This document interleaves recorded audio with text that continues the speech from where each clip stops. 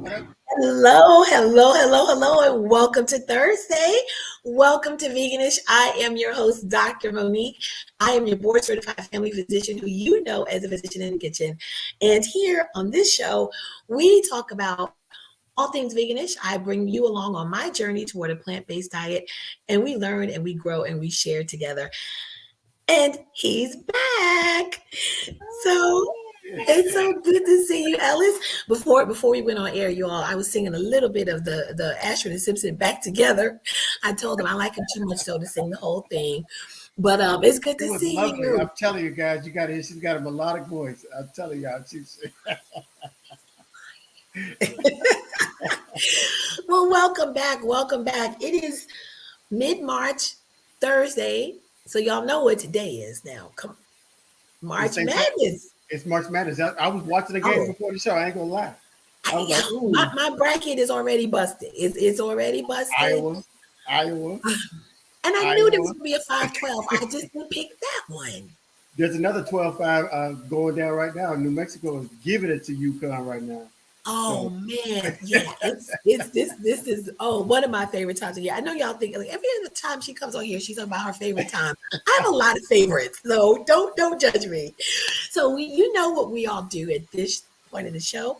We welcome you. We want you to drop where you are watching us from.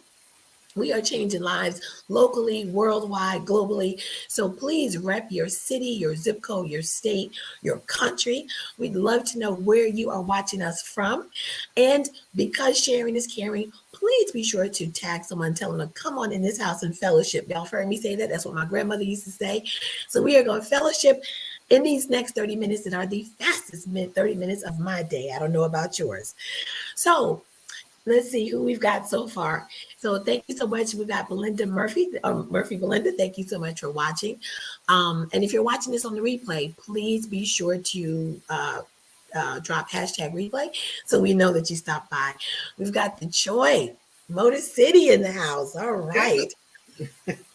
All right. So yeah, so Ellis, I'm excited about this show. I think we've got a lot to kind of get into. But kind of tell me what when you saw what we were going to be talking about today, which is sugar really addictive? What thoughts did you have about that? I thought my first thought was yes, right? Absolutely, it's addictive, right? And I've got clearly examples in my personal family that that shows it is addictive. Um, and then I thought about, okay, how do we break it? And that's how we break that addiction. And I think that's the tougher challenge. So that's the part I really was excited about today. It's like, okay, I think I got a pretty good idea that sugar is addictive, but the question is, how do we break that sugar addiction to where we have it and we eat it in more? We're going to eat a little bit of it, but natural sugars and in moderation. Because we did our show about sugar. That was one of the first shows we did. We did that three It was three episode, part. It was a lot. We 3 part talked a lot episode of about sugar. sugar. And so I felt so smart the other day. Somebody mentioned the glycemic index. They were talking about food, and I was like, I know what that is now. So if you don't know what that is, go back and watch those programs, and you'll learn all about the glycemic index, sugar content in food.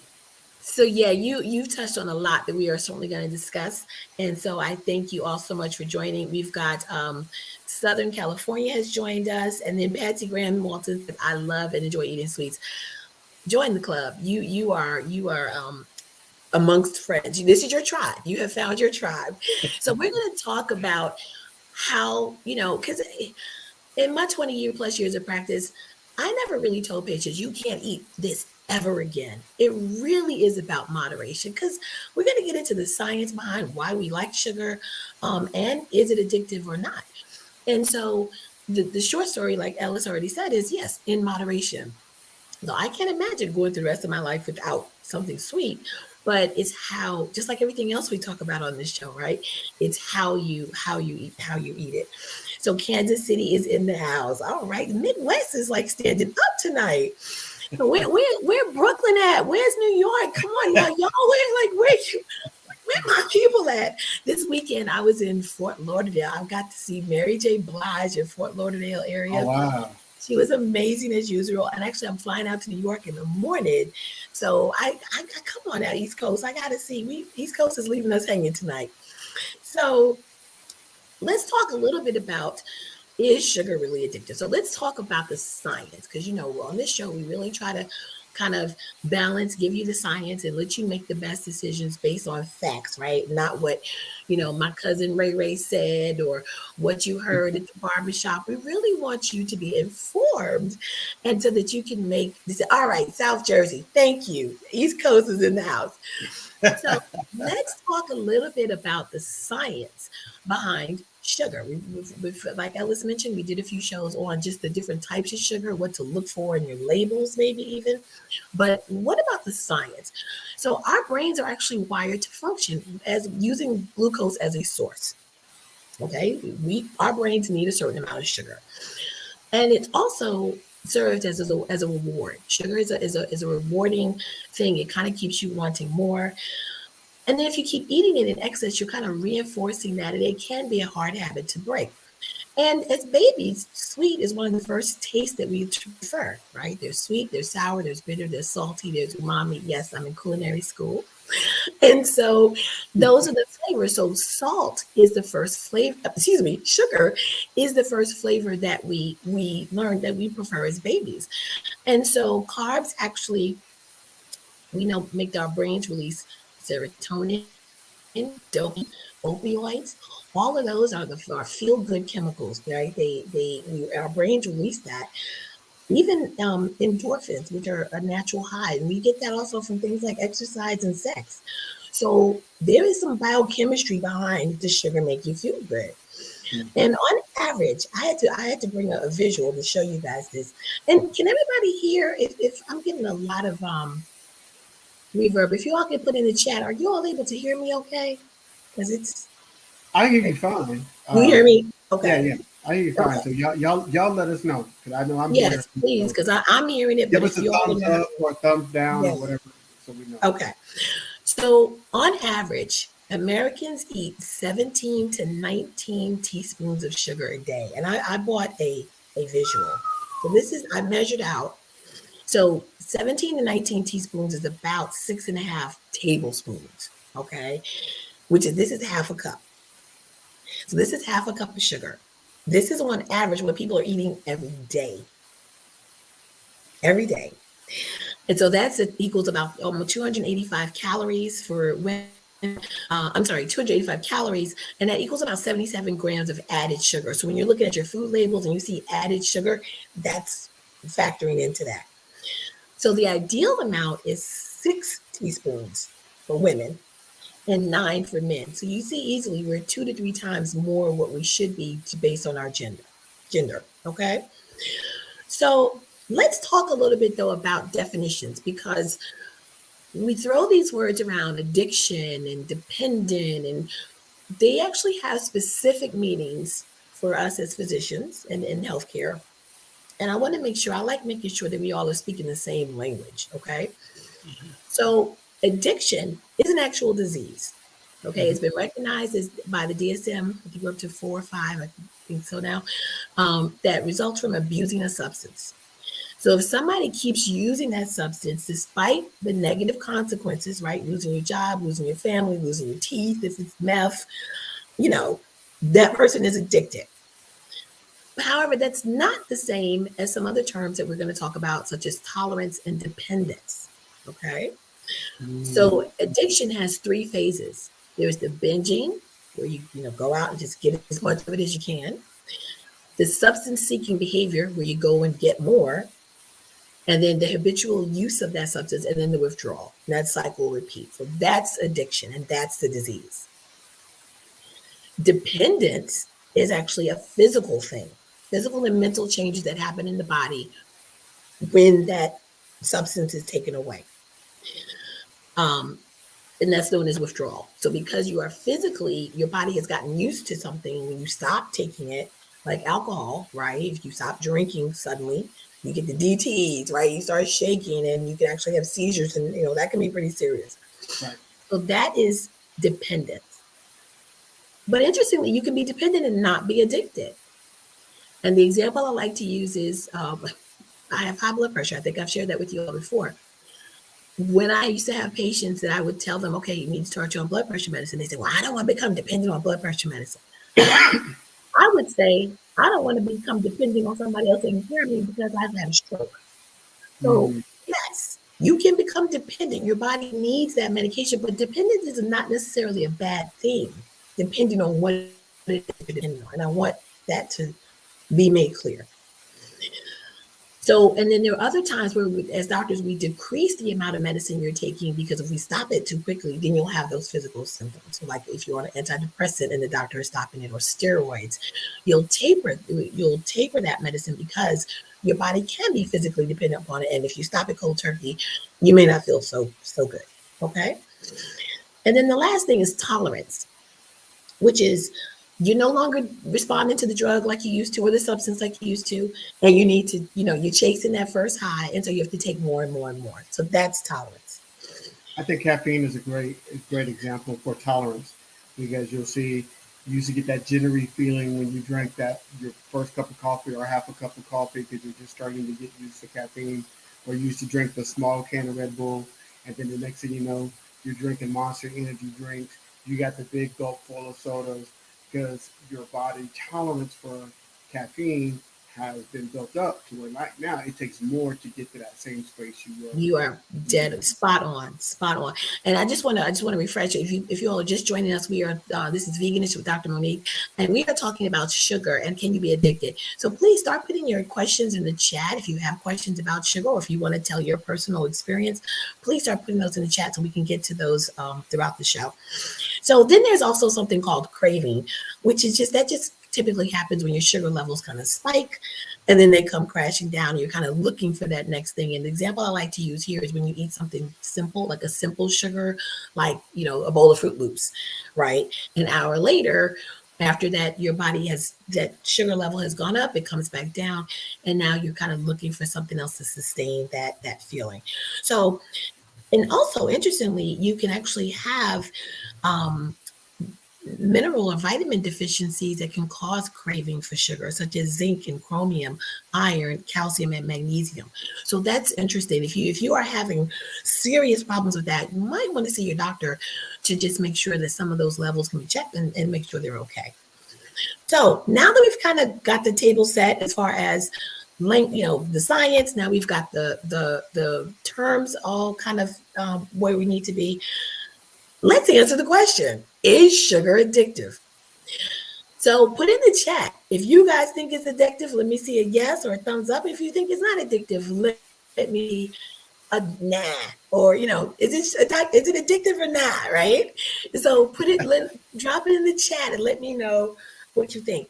It's as I was researching this, it was really interesting to me because I remember again during clinical practice, I remember coming home like on a Friday after a long week, going to the grocery store and getting a Lindt chocolate bar. I'm a chocolate snob, and so there's a certain brand of chocolate I have to have. And I would look forward to that. Like that was my reward for making it to the end of this of a week. And I would feel happy. And so I definitely believe that there's some chemical changes going on in the brain with chocolate, which contains what? Sugar. So yeah, we're getting some yes. Somebody said yes. So people definitely believe it's addictive. So can eating too much natural foods cause issues of sugar? That's actually a great question. Uh, Short answer is probably, but it's the sugars in natural foods are better for you because they're actually combined with fiber and protein. And so those are not released. You don't get those spikes in the blood levels like you do with simple sugars. The best way to do that, again, talk with your doctor about it. And also, if you have a glucose monitor, you can just check and see. Eat a piece of fruit, an hour later, check your sugar and see where that is. But great question. Make sure you So, eat skin on like so what Doc's saying, like you eat an apple, don't peel it. Eat the skin of the apple. oh, That'll right, give right, exactly. Yeah, that'll yeah, give you the exactly. Yeah. fiber. If you the fruits that you can eat to fight the skin, Yeah. definitely do that. Of course, not a banana or an orange, but right, like an apple But or but doesn't I mean when you peel the orange, but doesn't fiber included on those little pieces of the orange that you break? And I don't like those. I peel them off. I don't like them. So, so, so yeah, and if you're juicing that, right, you may get some of that benefit. But yeah, great question. So, is it addictive? So, just like everything else in medicine, I won't say everything else. Like a lot of things in medicine, I found some researchers say yes, some researchers say no. And the ones who say yes, let's start with the ones who say yes, because I think that's what people really want to hear. So there is this increasing theory that sugar acts in the brain like some addictive drugs, like cocaine and heroin do.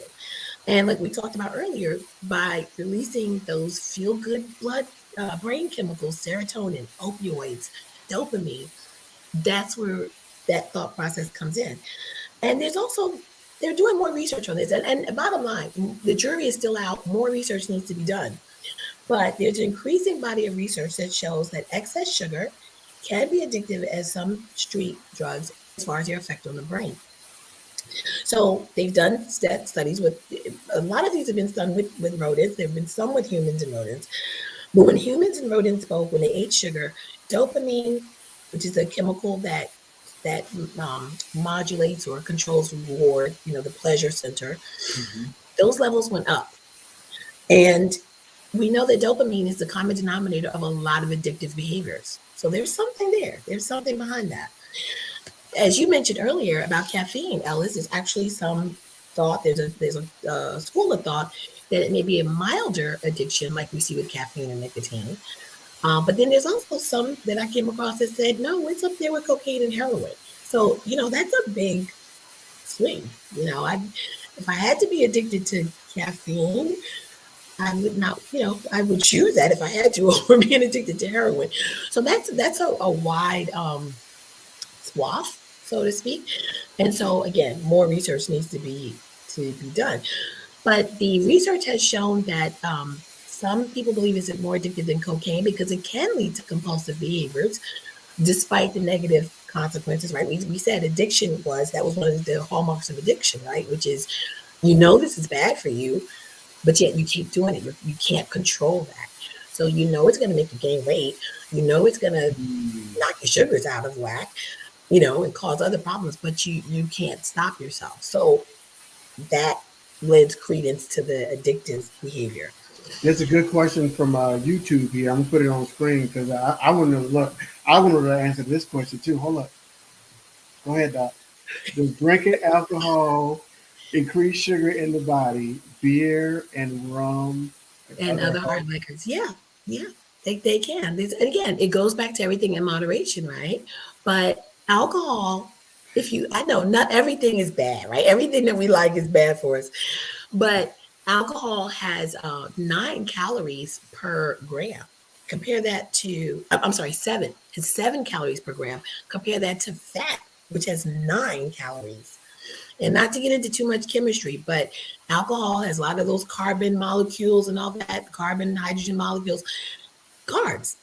So yes, it can increase your sugar, and so moderation is key. So there was a study. Mixing it. So if you're doing like a rum and coke, that the coke already has sugars and everything all in it. So you're doubling it up.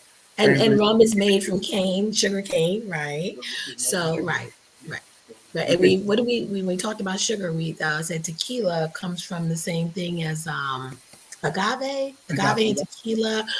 So there's some natural sources of sugar right there. So they looked at in Princeton in 2002, they did a study that showed if you deprived rats of food and water, of food for 12 hours, and then you give them food and sugary drinks, they binged on the drink. And then when they blocked their opioid system, they actually went through withdrawal anxiety. Now, how they knew rats were having anxiety, I don't know. I don't want to know. But that was the finding. The criticism to that study, though, the critique to that study was, well, you took away everything. So was it hunger? Or were they binging because they were hungry? Or were they binging because they really were missing sugar? So that still needs to be teased out. But the bottom line, what this shows us is that in people with certain predispositions, sugar can manifest as an addiction to sugar. I And think so the that's drinking is the still it out. depends part, right? So I think that's the part where it depends on your personal constitution. So like we know that people that are the children of alcoholics have a tendency, are more likely to Exactly. have a propensity to become addicted to alcohol, Exactly. when somebody who isn't is less likely. So there is some sort of chemical makeup that you have individually, so which is why we can't say definitively that sugar is addictive, because I don't have a sweet tooth, right? But I've got people in my family that do that, But and do you have a do you like salty? Do you like salty? Like said, I'm more of a salty. Yeah, I do like see, my there you potato go. There you go. chips. The So Ruffles original, I gotta have So, and I'm so, one of the areas of medicine that I'm so excited about is genetic testing, where we can do this personalized, take your DNA and analyze it and see what works best for you. And we're doing that in all across medicine, from psychiatric treatment to cancer treatment to all the things in between. So, but yeah, so that's an exciting area of research. So now, but the take home point is, sugar in moderation, how you eat it, protein, complex carbs, fat, those types of things slow down the absorption of sugar. So we're not here to say you can't have any sugar, but we want you to be aware that if you know you have a certain weakness, don't keep it in the house, right? Don't go out and buy all the sugary snacks, because if they're not there, guess what? You can't eat them. So, so now let's get to the flip side, which is the scientists who say no, there's no such thing as this is not a thing. Move along. There's nothing to see here. So modern science hasn't validated this idea yet, but again, they are doing research and looking into fat and sugar addiction. So stay tuned for that. So again, they've done those animal studies where the rats binged, but it was hard to tease out what was really the issue. Was it just, were they hungry? I think of that Snickers commercial, right? Don't let hunger happen to you. right. So because that's why we tell you not to go grocery shopping when you're hungry, right? Because your eyes are like this, and you just want to, yum, yum, yum, everything. Um, and the other point that the naysayers bring out is that pleasurable doesn't necessarily mean addictive. So Hmm. something can be pleasurable, which is why we eat different foods, right? Because they taste good. They don't necessarily have to be sweet, but we don't want it to be like, oh, well, it's pleasurable, you must be addicted. No, not necessarily. Um, Wait. I'm sorry. Just okay. you talked earlier about the science in terms of the release of dopamine, serotonin, and all these opiates and all those feel good things. Yep. Isn't that the same reason why many people get addicted to drugs? Isn't that the same reason you get this release, right? Yes. So drawing that's more of a line, an easier line to draw.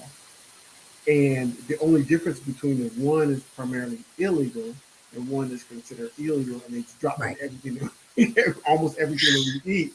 And so therefore it doesn't have the same stigma as Hey, you as hit the nail on the head. Exactly. It's readily available. It's why you can go to the grocery store and buy it instead of a back alley. Exactly. so it's about pleasure, it's not about addiction, whereas cocaine is addiction. Well, no, all my point with that was is pleasurable doesn't necessarily mean that it is addictive. Something can be pleasurable and you not be addicted to it because you're not exhibiting those other behaviors that go along with it. For example, Right. when they did these rodent studies, when they they would give them the sugary treat, but then when they paired it with an electric shock or a bitter taste, they stopped. They didn't continue. So that is not what we see with addiction. So that's the point that they're making there. So what about And those people that get to like my 600 pound life, right? And they continue to eat sweets even when it's to their own detriment. That could be right, they, that's they, evidence they of an addiction. right, they clearly are the outliers, and there's a whole lot going on with them other than just so. Right. But no, I'm in the camp where I do believe it's addictive. I think the research is really starting to swing that way. I'm just laying out both sides and show, those who say no. And then the ones again who say it's not addictive, they say that there's not an increased tolerance like you see with addiction, where we talked about you have to get more and more and more to get that same. You're chasing that first high, which the rationale behind that is it can increase your insulin resistance, which can lead to diabetes. But that, this one I'm kind of like on the fence about because, if you start off eating half a candy bar, but then you don't get that same satisfaction, so now you're eating the whole candy bar or three candy bars, isn't that tolerance? So, one cookie turns to 3 or 4 cookies, turns to a pack of cookies, and so over which time, again, if it's not announced, you can't eat it. So we've talked about this. So let's kind of wrap up though with how to fight these sugar cravings. Because now that we've got this information, yeah, I think the jury's still out, but I think it's leaning more toward probably that there is an addictive component. How do you fight these sugar cravings? So I've got some tips for you. Given, just a little bit. If you're gonna buy it, buy the small amounts, share it. They've got the 100 and the 100 calorie packs of little snacks. Now, if you eat 5 of them, you kind of defeat the purpose. But those are portioned out for you so that you know what 100 calories is. Combine it with something healthy. So if you want some chocolate chips, eat them with some almonds or some walnuts or chocolate dipped strawberries. Something where you are still getting some nutritive value. Some people go cold turkey. Don't keep it in the house. Remove themselves from the temptation. Chewing gum can reduce food cravings rather, and we talked about which ones are vegan if you want to go that route. juicy fruit.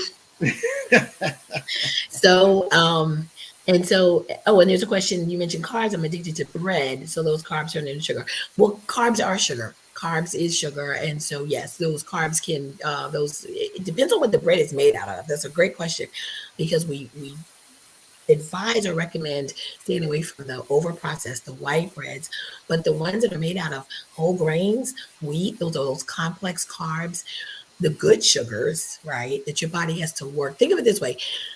Anything worth having, you got to work for it, right? When your body is kind of built the same way.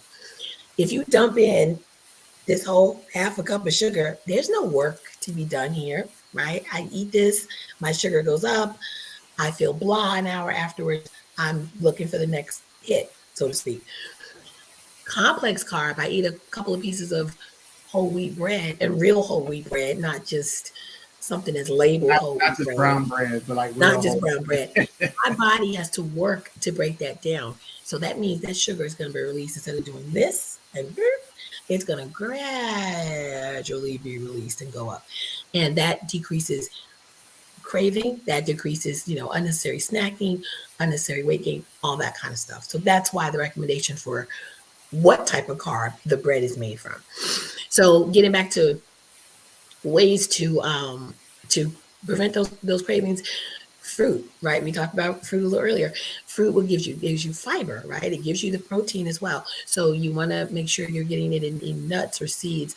Dried fruits, but you want to be careful because dried fruits can be processed with tons of sugar.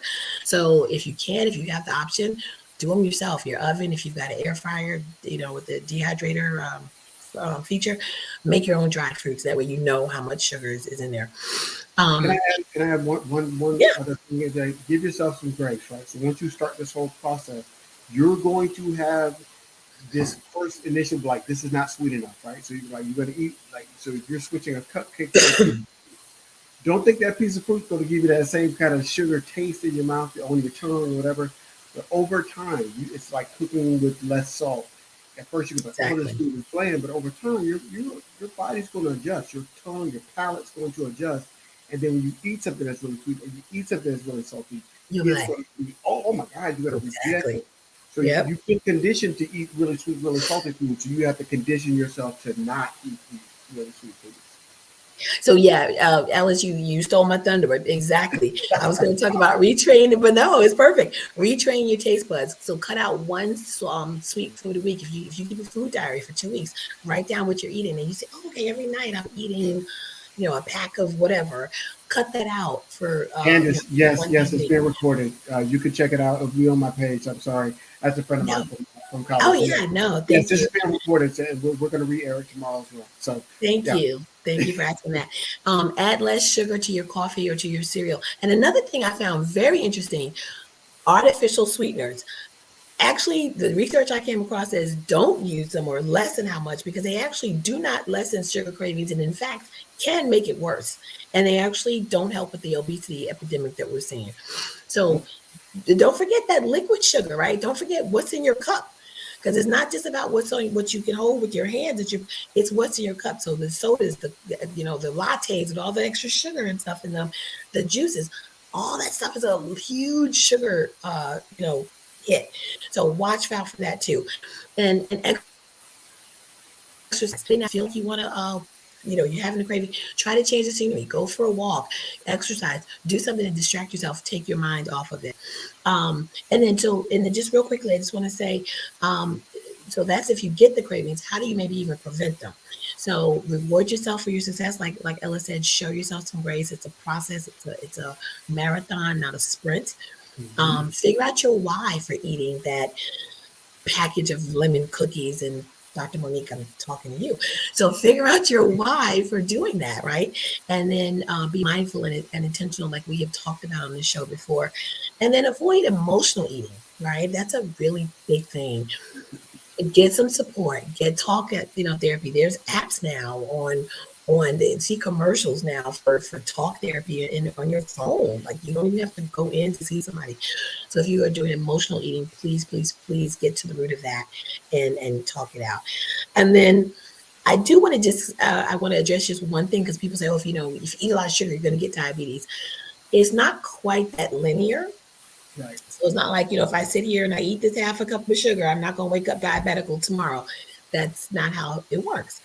But over time, the more sugar you eat, what does that do? Lead to weight gain.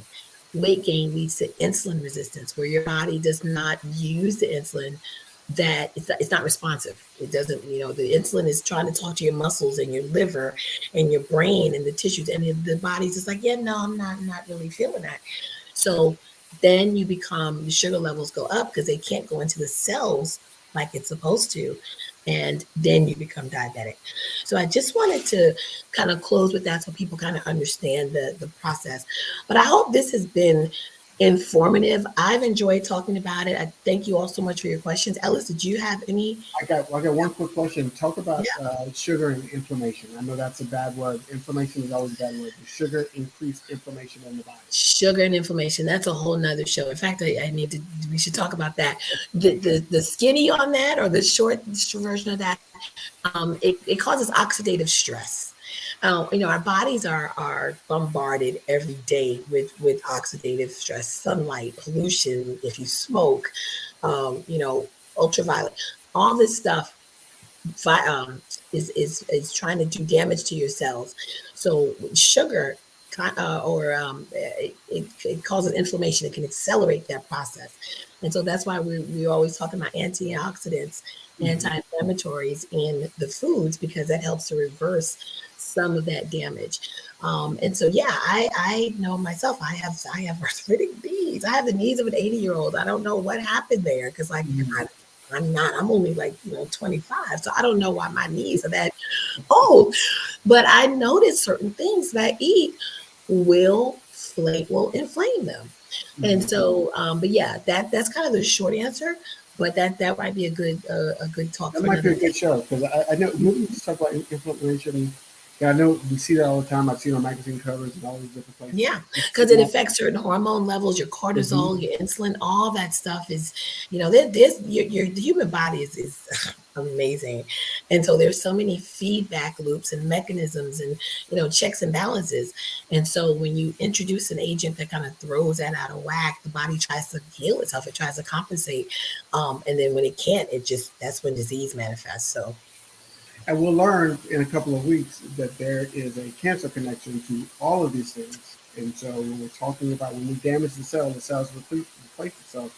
You do enough damage, that cell could be a damaged cell, and then it starts to replicate, and then it's how we get cancer. Right. So that's the short version, but we're going to learn very much in a couple of weeks. So stick with us. We got some yes. special guests coming up in a couple of weeks. They're going to really talk about how we can use food to fight cancer. So that's just a little tease. So we got a comment. I developed pre-diabetes and I'm 5'1" and 100 pounds. Okay. Yeah, not everybody who's diabetic is obese. Um, but hopefully you're working with your doctor, and they've got you seeing hopefully a dietitian. Because hopefully diet can be, if you're pre-diabetic, there is hope. You can Yes. there's hope if you're diabetic. I don't want to say it like that. But definitely this is the time to, your body is giving you that warning, hey, something's not right. And once you make some changes and tweaks, hopefully you can stem the tide and prevent any development of anything else going forward. Work But with your hopefully, physician, please. your doctor and the dietitian, hopefully. Yes, work with your dietitian, work with your physician. But there's a lot of foods out there to help lower your blood sugar, regulate your blood sugar, things of that nature. But you got to be able to work. You got to know which works for you, and Exactly. really monitor that. Because if you're pre-diabetic, you have a wonderful, wonderful chance. All diabetics have a wonderful chance.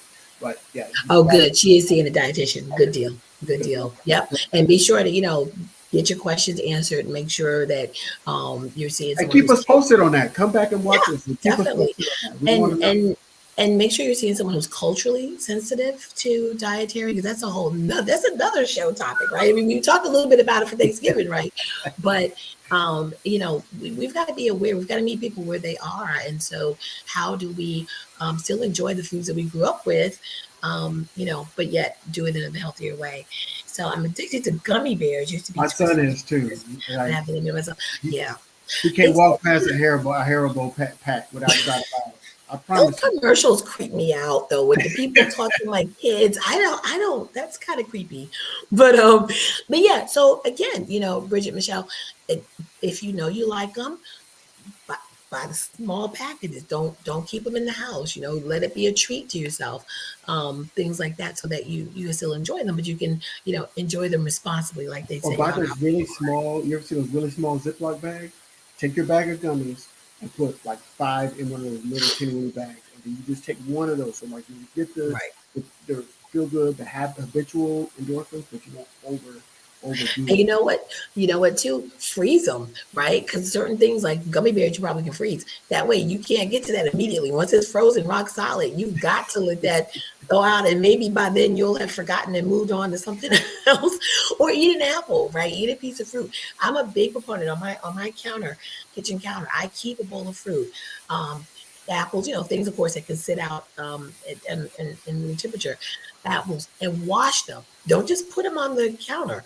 Wash them, because they are ready to go right then. You don't have to stop and do anything. So when you bring them home, take them out the bag, go ahead and wash them, so that when you ready to, or if you keep them in a drawer in the refrigerator, so they're easily, reach in and grab it.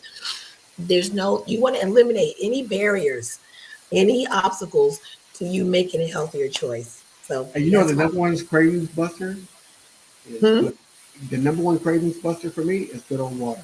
So whenever I I have Yep, those stay cravings, I hydrated. have my water and I just drink some water, and I promise you, You it are so helps. right. It helps. But yeah, because the way our brains are programmed, we actually often misinterpret thirst for hunger. Yep. And so by the time you feel thirsty, you're probably a little bit dehydrated. So that's an excellent point. I'm glad you mentioned that, because yes, water, definitely. Yep. So we're going to get out of here. But you guys, thank you so much. You have been so engaging. You've asked some excellent questions. Again, share this. If you're watching this on a replay, put hashtag replay. If you want to share this, tag your friends and loved ones. Um, I heard cigarettes have sugar and form of menthols. I don't know anything about cigarettes other than not to use them. So I So, can't so tell you. let me tell you this. I wouldn't doubt it. I would not doubt it. We have a Facebook Live coming up with Truth.org about smoking. So be on the lookout for That like will what be a we've good got coming question up. to ask them. I believe it's this month. I want to say March 30th is the date of that Truth.org. So we'll be talking about cigarette smoke and all the things that it can. So that's a great I question. I Make would sure you not put it ask that past question them. in that Facebook I Live. So wouldn't. March 30th, check it out, Truth.org with Black Doctor, and we're going to be talking all about. We're going to be talking about the I e-cigarettes, would love to hear the answer to and that. smoking. Yeah. Yeah, I would. My vote would be yes, because the cigarette industry is shady, so I don't. I wouldn't put that past them. Um, all right, so Bridget, Michelle, great, and then let us Yeah. know. Let us know how that works for you in future shows. I'd love to hear from your We'd success. We're love to gonna get your progress. really So here's what I know we are way over our time, but here's what we want you to do.